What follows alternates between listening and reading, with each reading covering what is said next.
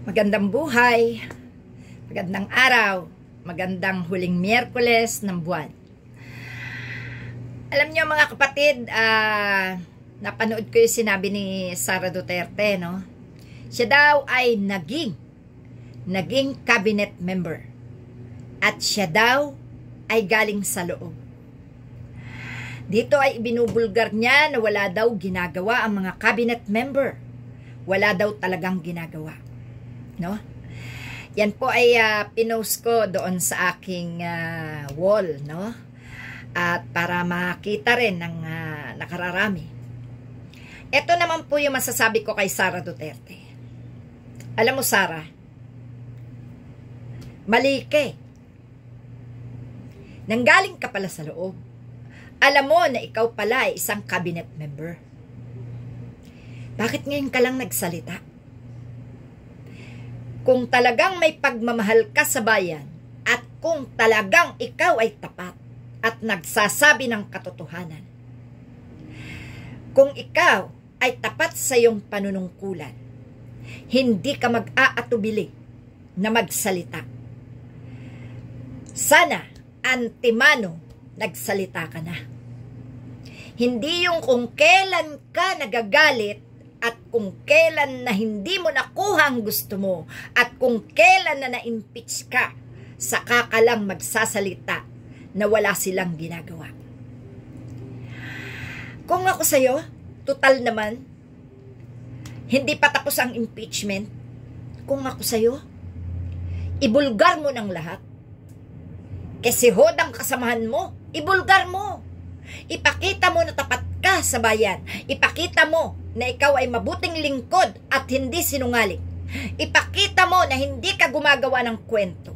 Ipakita mo na ikaw ay tapat bilang vice-presidente. Alam mo, kapag ikaw ay nanahimik sa mga nakikita mo na hindi tama, ibig sabihin, konsentidor ka. Ibig sabihin, takot ka na pati ikaw ay ibubulgar nila. Dapat, no, wala kang sisinuhin pag alam mong mali. Dapat wala kang pagtatakpan kahit na pamilya mo pa yan o kadugo mo pa yan. Pag mali ay mali. Alam mo, Sara, mahirap ka na ngayon paniwalaan sa mga sinasabi mo. Kasi naunahan ka na nila eh. No? Naunahan na rin ng galit mo, ang mga pagsusumbong mo. Kahit ano pa ang iyong ibulgar sa buong mundo, hindi ka na paniniwalaan. Sayang, sana antemano bilang babae, bilang ina. Alam mo naman siguro ang pangaral sa isang anak. May anak ka na. May asawa ka na, may pamilya ka na. Alam mo naman siguro sa loob ng bahay kung paano magdadala ng kabutihan ang isang ina. Hindi ba? Hindi mo kukonsintihin ang anak mo sa mali. Hindi mo kukonsintihin ang asawa mo sa mali. Bagkos, gagawin mo na tama ang lahat ng kilos nila nang sa gayon, hindi kayo magkaproblema. Pero anong ginawa mo sa gobyerno? Dapat ganyan din. Magagalit ka rin lang pala kay Marcos. Isusuka mo rin pala ang mga kasama mo. Ba't di mo pa ibinulgar antemano para yung simpatya ng tao nakuha mo? Ang sistema mo, kung ano-ano pa ang ginawa mo. Alam mo, Sara, kulang ka pa talaga sa kaalaman. Spoiled ka kasi, no? Kulang ka sa pag-intindi kung ano ang tama at mali. Ang pinairal mo, yung sarili mo lang. Yung sarili mong kagustuhan at sarili mong style at sarili mong diskarte. Nakalimutan mo na hindi mo pamilya ang pinaglilingkuran mo, bagkus ay bansa, no? Bayan, gobyerno. Hindi pare-pareho ang ugali ng tao. Gaya nito. Kahit kayong magkakapatid, magkakaiba kayo ng ugali, aminin mo. Kaya ang masasabi ko sa'yo, kahit ano ang iyong ibulgar ngayon, nakatarantaduhan ng mga kasamahan mo sa cabinet, walang maniniwala na sa'yo. Kasi inunahan mo na ng galit sa mamamayan yung mga pinagagawa mo. Wala na, magsabi ka man ng katotohanan. Para kang yung batang nagsinungaling na laging sigaw niya ay may lobo, no? Nung dumating na talaga ang lobo, hindi na siya pinaniwalaan. Hanggang sa siya ay kinain na lang.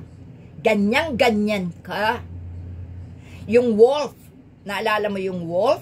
Naalala mo yung bata na palaging sinasabing, ayan na, may wolf, kahit wala. Pero nung dumating na ang wolf at na sumigaw na siya ng totoo, hindi na siya pinaniwalaan. Ganun na ganun ka, Sara, sinayang mo, no? Alam mo, pareho tayong babae. Maawa man ako sa'yo, huli na, no? Hindi ka kasi nakinig sa taong bayan. Sana bago mo pinakinggan ang sarili mo, ang taong bayan muna, pinakinggan mo. No? Kasi ang taong bayan ang magdadala sa'yo Kasi iba to. Politika to. Hindi to tunay na buhay. No?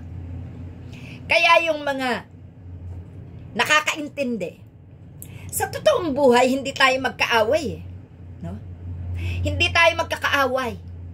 Pero dahil sa mga ipinakita niyong paglilingkod, nasisira kayo. No? Nasisira kayo.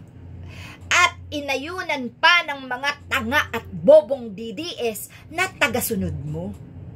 Yun ang masakit. Dapat yung mga DDS na yan, sinabi dapat sa'yo, Madam Vice President, wag pong ganyan.